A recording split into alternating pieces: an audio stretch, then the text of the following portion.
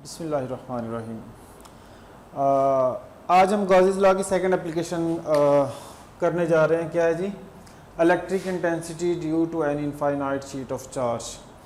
मतलब क्या है कि हमारे पास एक इनफाइनाइट लेंथ की कोई शीट है, उसके ऊपर हमने चार्जेस को स्प्रेड किया हुआ है और उस शीट की वजह से इलेक्ट्रिक इंटेंसिटी की वैल्यू को हमने कैलकुलेट करना है। सही हो गया। लेट्स सपोज ये हमारे पास कोई एक बोर्ड है, इनफाइनाइट शीट है। बेसिकली हम इनफाइनाइट को कंसीडर तो नहीं कर सकते, लेकिन फिर भी हमने इस बोर्ड को इनफाइनाइट अज्यूम कर लिया और इस इनफाइनाइट शीट में से हम एक स्मॉल पार्ट कंसीडर करके फिर उसकी इलेक्ट्रिक इंटेंसिटी को कैलकुलेट कर लेंगे। तो हम अज्यूम कर लेंगे कि जी ये इस बोर्ड की मतलब इनफाइनाइट शीट ऑफ चार्ज की इलेक्ट्रिक इंटेंसिटी है। तो क्या करेंगे हम सबसे पहले, लेट्स अज्यूम ये वो एक स्मॉल पार्ट हमने कंसीडर कर लिया इनफाइनाइट शीट ऑफ चार्ज का, जिसकी हमने इलेक्ट्रिक इंटेंसिटी कैलकुलेट करनी है। सही हो गया। गॉसेस लॉ की एप्लीकेशन है, तो गॉसेस लॉ के अकॉर्डिंग क्या था जी? सबसे पहले हमने एक गॉसियन सरफेस कंसीडर करनी है उस पॉइंट पे जिस पॉइंट पे हम इलेक्ट्रिक इंटेंसिटी की वैल्यू को कैलकुलेट करना चाह रहे हैं। तो लेट्स सपोज ये हमने कोई एक गॉसियन सरफेस कंसीडर कर ली इस पॉइंट पे जहाँ पे हम वैल्यू कैलकुलेट करना चाह रहे हैं। ये एंड आ गया P1, ये एंड आ गया P2, लेट्स सपोज। सही हो गया।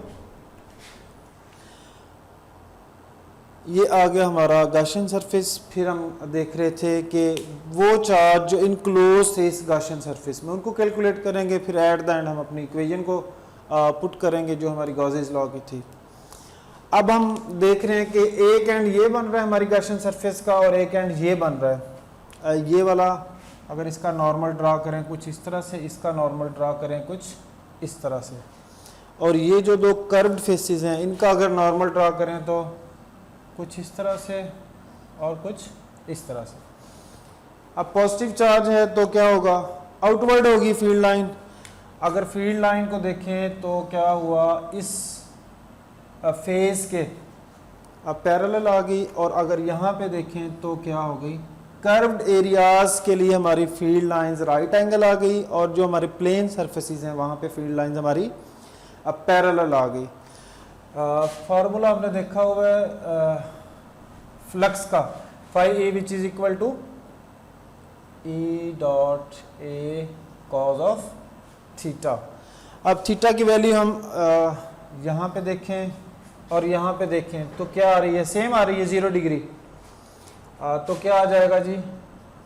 ई dot A cos of theta, मतलब थीटा हमारे पास क्या आ गया? 0 डिग्री। तो क्या आ गया? ई डॉट ए इन दो एंड्स के लिए। सिमिलरली यहाँ पे हमारा एंगल 90 डिग्री और यहाँ पे भी एंगल 90 डिग्री, इन दोनों के लिए भी सेम वैल्यू आएगी। तो दूसरा रिजल्ट हमारे पास क्या आ जाएगा? Phi E which is equal to E dot A cos of 90 degree. Cos 90 0 हो गया, तो क्या आ गया result? 0।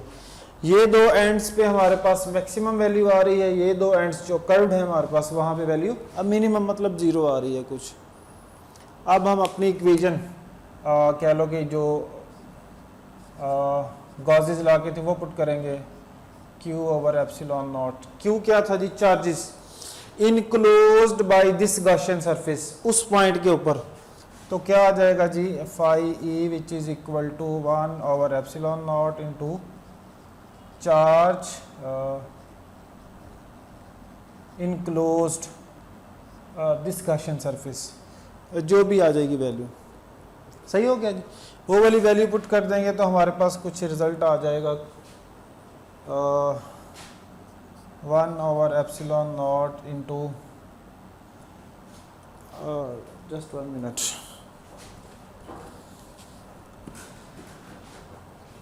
Charge enclosed bye closed surface, charge enclosed bye closed surface, ये जिसको हम गॉसियन सरफेस बोल रहे थे। अब यहाँ पे कितने चार्जेस इनक्लोज्ड हैं सिर्फ इस एरिया के अंदर? Phi E which is equal to 1/ε0 density और एरिया आ गया जी। सही है जी। मतलब इतने एरिया के अंदर कितने चार्जेस हमारे प्रेजेंट हैं कह लो। फाई ई फ्लक्स की वैल्यू हमने निकाली, क्या आई है जी? अच्छा जी, फ्लक्स की वैल्यू हमने क्या निकाली? फ्लक्स की अगर टोटल वैल्यू को कैलकुलेट करें, phi E which is equal to phi 1 plus phi 2 plus phi 3 plus phi 4, मतलब एक एंड ये हो गया फाई 1, फाई 2, फाई 3 और फाई 4। क्या आ गया result? E dot A plus 0 which is equal to 2 E dot A. ये वैल्यू उठा के इधर पुट कर देंगे तो क्या आ जाएगा जी? 2 E dot A which is equal to 1/ε0 into sigma A. A से कैंसिल आउट हो गया। इंटेंसिटी की वैल्यू क्या आ गई जी? 1/ε0 सिग्मा। न्यूमिनेटर था, डिनोमिनेटर हो गया तो क्या हो गया? 2/ε0। हमारे पास जो इलेक्ट्रिक इंटेंसिटी की वैल्यू फाइनली आई, हम कह सकते हैं जी E is equal to 1/2/ε0 into sigma. ये तो थी मैग्नीट्यूड फॉर्म। वेक्टर फॉर्म के लिए हम क्या करेंगे? A which is equal to 1/2/ε0 sigma into R। Unit vector R cap हमने इंट्रोड्यूस करवा दिया इसी इक्वेशन के अंदर। ये हमारी वेक्टर फॉर्म बन गई इलेक्ट्रिक इंटेंसिटी की। ये मैग्नीट्यूड फॉर्म थी। सही है जी। ये आज का लेक्चर था हमारा second applications of Gauss's law.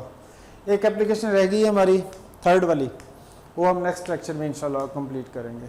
अल्लाह हाफिज़।